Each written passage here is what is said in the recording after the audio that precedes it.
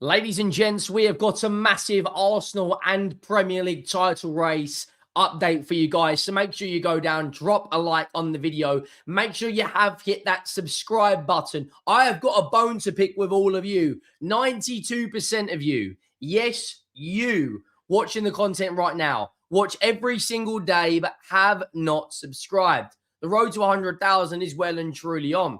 Bukayo Saka has signed a new long-term agreement, which is a new contract with Arsenal. There's some big transfer updates regarding the summer. Neco Williams, yes, that familiar name that a lot of Arsenal fans are already tired of hearing, but again, more links have come out. And here's a question for all of you. And I want to get your thoughts and your opinions, and I'll try and get through as many as I can in the comments. Whether you're a Villa fan, Spurs fan, Chelsea fan, Arsenal fan, City United, Liverpool, whoever you support, do you think Martin Odegaard should be the Arsenal captain next season? Now, it's very difficult for a manager to strip a player of captaincy and give it to someone else. You have got to have a very, very, very good mindset of the right mentality in the club. Sometimes it can go wrong. Sometimes it can go great. I mean, sometimes maybe good, sometimes maybe shit. Gattuso vibes. Now, when you look at someone like Harry Maguire, who this happened to, he dealt with it the right way. He come out the other end of it really, really good since Bruno Fernandes has been captain. And I would argue to a lot of Man United fans that since this has happened, it's taken the pressure off Harry Maguire. And you have seen some of his better performances. Last minute winner last year in the Europa League against Lyon. Really, really good. In some of the biggest games of the season for Man United, helped the dressing room since Michael Carrick's come in as a leader in there. Not the captain, but still a leader. Martin Odegaard at the moment this season hasn't had the best of times by his standards. You think a couple of years ago, this guy got 15 league goals. This season, he's only got 1 in 19. Some of the best games he's played have been in the Champions League, not the Premier League. And there's an argument to when you play in the Champions League, teams come out and attack you more. You're allowed more space. You get more time. In the Premier League, teams rely on their team press a lot more. There's a lot less time on the ball. There's more intensity in each game. The games are more physical. There's a lot more big challenges going in. But is that linked with Martin Odegaard's lack of confidence right now? Is that linked with his current situation? Now Indy, who is a very, very questionable source, gets a lot of things right, though, but a lot of people don't like hearing what he has to say. Now, he has come out and said, exclusive, Arsenal are in talks to their captain, Martin Odegaard, about his role at the club. The player could even, sorry, let me reword that. The player could leave to explore new opportunities. Declan Rice is likely to be the new Arsenal captain. Now, just on that last part, I think it should be, from the way I look at and watch football, I always believe central midfielders are some of the best captains. You look at the Steven Gerrard, you look at Roy Keane. That being said, though, throughout the Premier League, some of the best captains have been centre-backs. John Terry, Tony Adams, Ledley King, Virgil van Dijk, captain Liverpool to their Premier League last year. Either one of those, I think, would come in and do a very, very good job as the captain.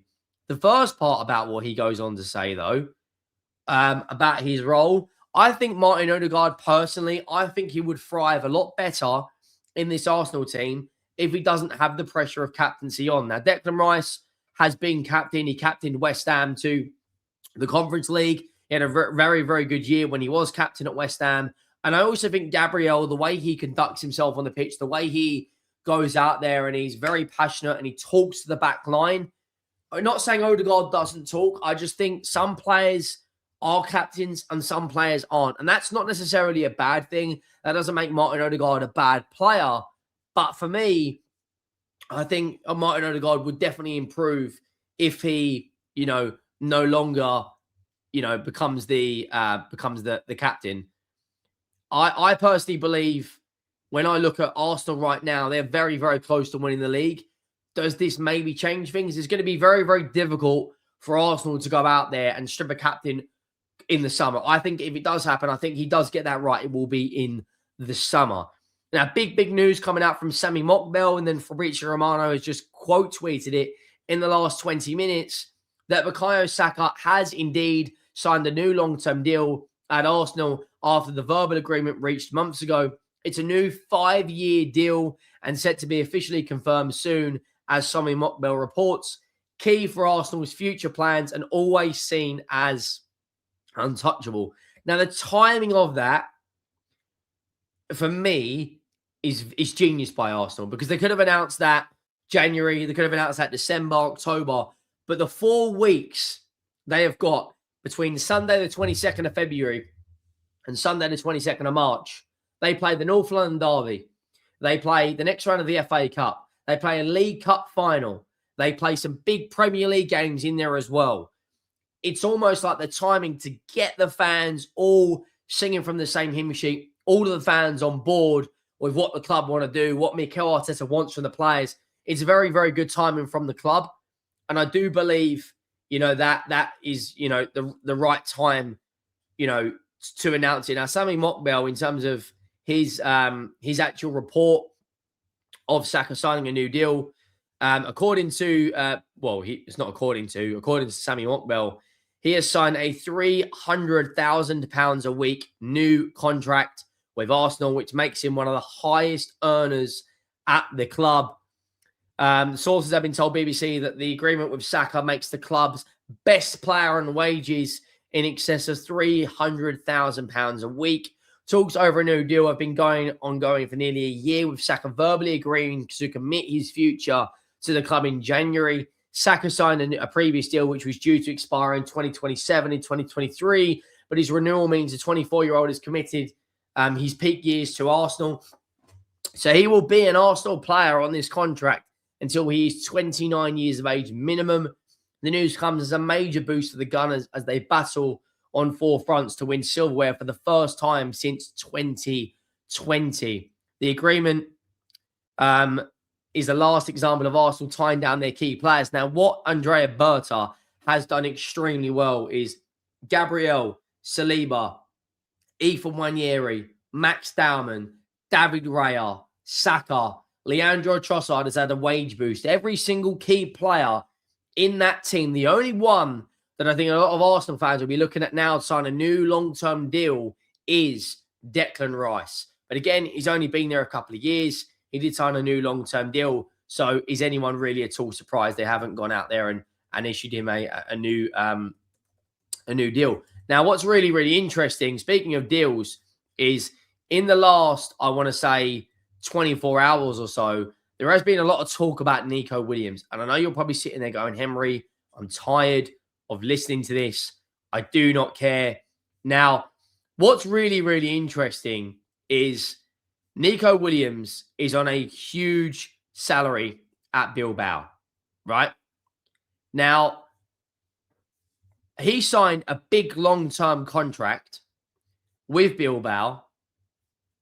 So why is this news coming out? Now, Team Talk were the first people, for anyone saying this is a bad source, they were the first people to say that Tottenham sacked Ange Postecoglou. Now, Arsenal have been told by I could never say that word. They've been told by Neco Williams is ready to consider a summer exit from Athletic Bilbao. The 23-year-old's shock decision to sign a 10-year deal at San Mamés has not ended transfer speculation, and far from it. The contract includes a release clause understood to be in the region of 100 million euros, keeping suitors firmly on alert. The Spanish winger has been plagued with injuries this season. That is something I was actually going to get onto. Neco Williams hasn't had the best of years. When you look at his goal contributions for Bilbao this season, he's only played 19 games in the league, and he's got 7 goal contributions. He's played 3 games in the Champions League. He's played 4 games in the Copa del Rey. His record in the Copa del Rey, by the way, is absolutely extraordinary throughout his career. It really, really is. He's got an extra 3 assists in the Copa del Rey, and he's also featured in the Super Copa. Now, when you look at his all seasons, when you look at his numbers, every year he plays in the Copa del Rey, I actually want to bring up stats by club, and I want to look at his numbers. Look, 18 goal contributions in 23 in the Copa del Rey, including scoring the winner to help Bilbao lift it. He's got 45 goal contributions in 151 in La Liga. In the Europa League, he's got 7 in 13. If he leaves, it is going to be a huge transfer fee. But Arsenal have been and are still continuously linked with left wingers from Gordon, from Williams, from Rodrigo, from Rafael. The question is, who is the right fit for Arsenal going forward? I do think Neco Williams is a big game player. You know, he broke all of our England fans' hearts when he, scored in the Euro final. He's also won a Copa del Rey with Bilbao. The question is he going to be a Arsenal player in the summer? And is there another person that they have been linked with? I personally believe when I look at this Arsenal team, they do need a maverick in their front line. Now, Gyökeres has an unbelievable record in League of Portugal and is now getting to the better, part of his season in the Premier League. I look at, I look at Bukayo Saka and believe, his best years are to come. But they also need someone else on that left-hand side. Leandro Trossard and Martinelli have both been very good, but they are a little bit inconsistent at times. So the question is, what do Arsenal need going forward? Now, they've got a big 6 days ahead of them. They play the North London Derby on Sunday, and I will continue to say this. We have something in store for Arsenal, and they are playing Wolves tomorrow night. Now, if they go out and beat Wolves, they will be 7 points clear by the time Man City play Newcastle at 8 p.m. on the Saturday.